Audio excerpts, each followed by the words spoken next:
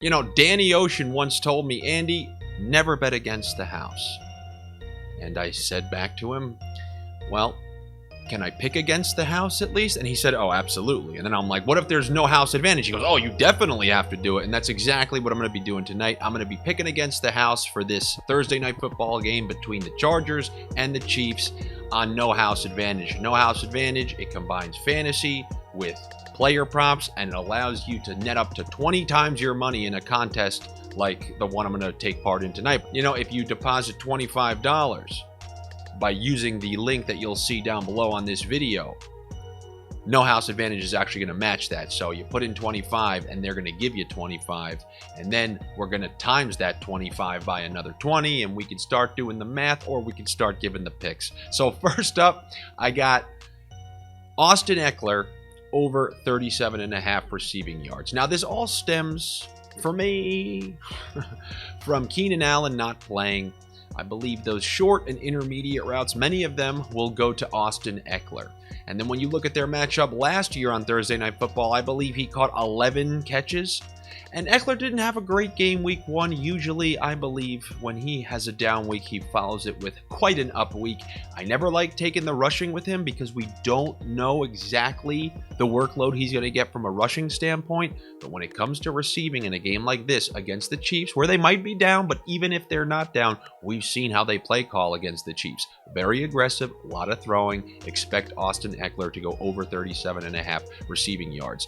Then I'm going to look at receiving on the other side of the ball, and I'm going to go with the two guys who led the Chiefs in targets last week. The first being Travis Kelce. Now, there's no Tyreek Hill there, so their number one option in a Patrick Mahomes offense at home is Travis Kelce. I personally, if I had to put a line out for Kelce tonight, I'd put it around 84.5. The line they're giving up is 78.5.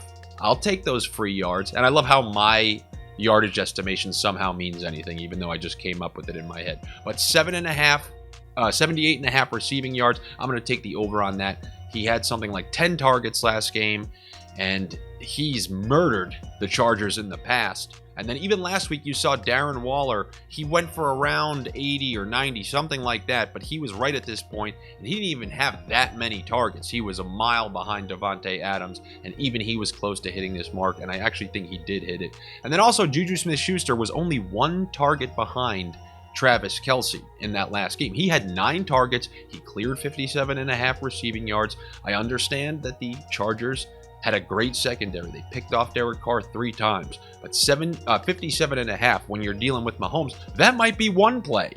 But when you're talking, if you were to tell me Juju gets another 9 targets tonight, I would say that he gets over 57.5 receiving yards. So I'm taking the over on Juju. And then for the quarterbacks, I have this weird feeling tonight is going to be a tough game to play. We saw that Chargers defense pick off Derek Carr and the weapons they have over there 3 times last week. And then also on the other side, you have the Chiefs in their home building, which is one of the loudest in the league. It's not going to be easy to play in. There's going to be no Keenan Allen. I think they're going to have to be a little more methodical tonight, which is why I'm taking the over on both quarterbacks' rushing totals, which in Mahomes' case, it's 17.5, which is relatively high, but we know he can move.